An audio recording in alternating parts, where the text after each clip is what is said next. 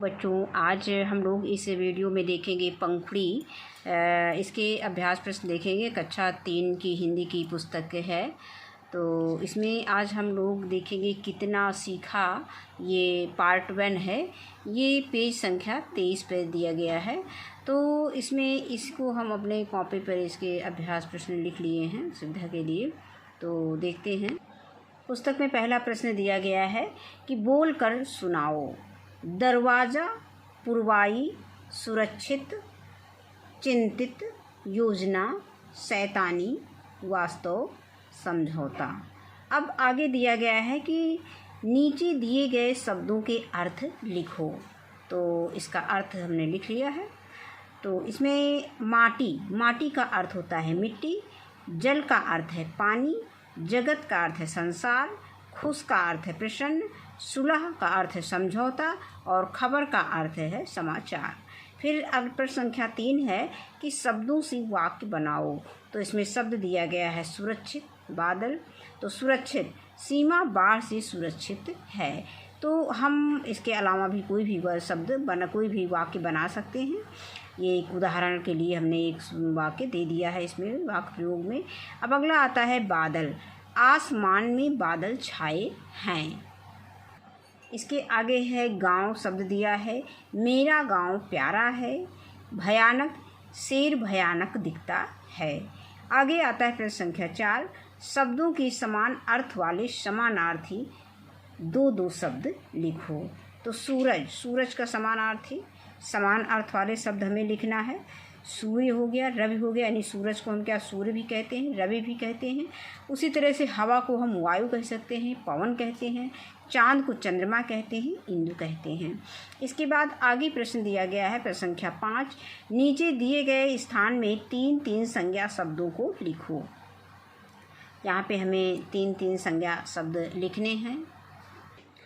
तो इसमें हमने 3-3 शब्द दिया है। एक उदाहरण के तौर पे दिया गया है गेंद और प्राणियों के नाम में दिया है कुसुम। तो जैसे हम वस्तुओं के नाम में संज्ञा शब्द लिखते हैं तो इसमें ताला हो गया, चाबी हो गया, किताब हो गया, किसी भी वस्तु का नाम लिख सकते हैं। प्राणियों के नाम में हमने उदाहरण दे दिया है, किसी का भी नाम लिख सकते हैं। सुमन है, रतन है, मीना है, गाय, भैंस, कुछ भी हम लिख सकते हैं प्राणी में। अब आगे आता है कि स्थान या जगहों के नाम लखनऊ, कानपुर, अयोध्या, प्रयाग, जो भी हमको याद है, वाराणसी, जो भी याद है वो हम इसको लिख सकते हैं।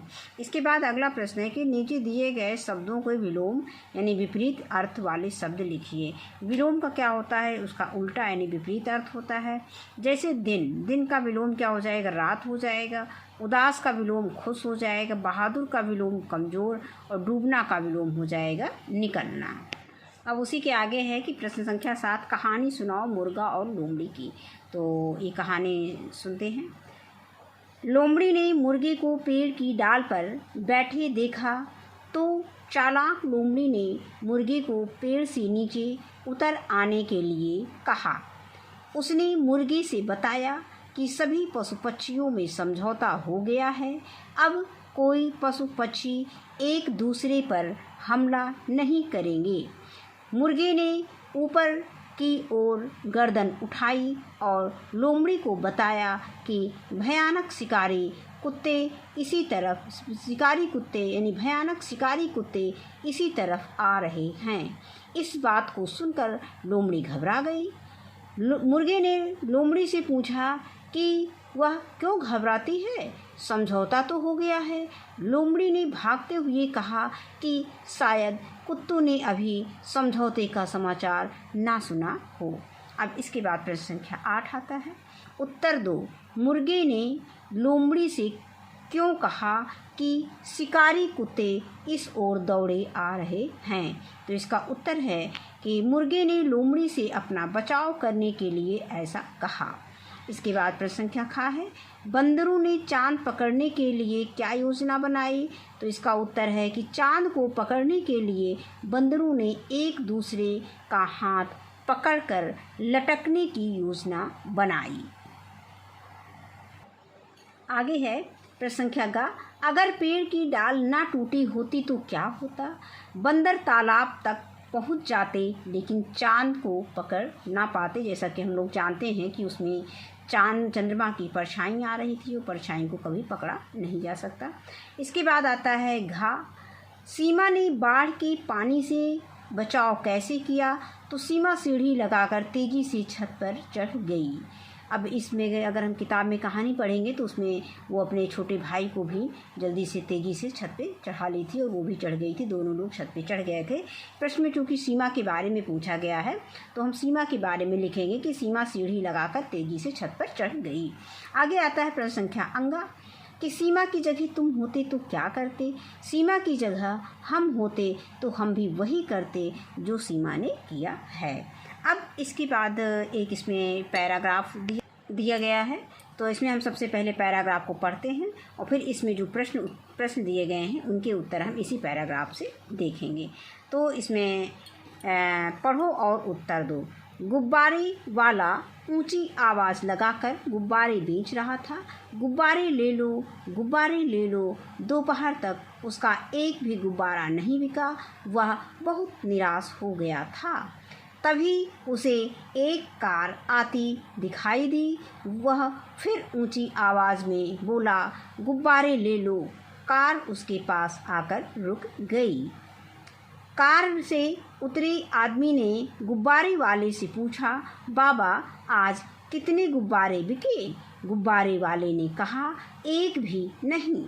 कार वाले ने पूछा, आपके गुब्बारे कुल कितने रुपए के हैं? सिर्फ 100 रुपए के। गुब्बारे वाला बोला। कार वाले ने 100 रुपए देकर सारे गुब्बारे खरीद लिए और मैदान में खेल रहे बच्चों में बांट दिए। अब इसके प्रश्न दिए गए हैं, इनका हम प्रश्न उत्तर इसमें देख लेते हैं। अब इसके बाद आता है, इसमें पहला प्रश्न दिया गया है कि गुब्बारे वाला क्या आवाज़ लगा रहा था? तो जैसा कि उसमें आया था गुब्बारा ले लो, गुब्बारा ले लो, तो गुब्बारे वाला आवाज़ लगा रहा था, गुब्बारा ले लो, गुब्बारा ले लो। इसके बाद आता है दूसरा प्रश्न है कि बाबा आज कितने गुब्बारे बिके, यह किसने पूछा? तो कार से उतरे आदमी ने पूछा। इसके बाद अगला प्रश्न है कि एक भी गुब्बारा नहीं बिका सुनकर कार वाले ने क्या किया? इसका उत्तर हो जाएगा कि कार वाले ने पूछा, आपके गुब्बारे कितने रुपए के हैं? इसके बाद अगला प्रश्न इसमें दिया गया है कि सारे गुब्बारे बिक जाने पर गुब्बारे वाले ने अपने मन में क्या सोचा होगा? तो सारे गुब्बारे बिक जाने पर गुब्बारा वाला मन ही मन खुश हुआ होगा। ये हो जाएगा। और इसके बाद आगे इसका प्रश्न दिया गया है कि कार वाले ने गुब्बारे बच्चों को क्यों दिया?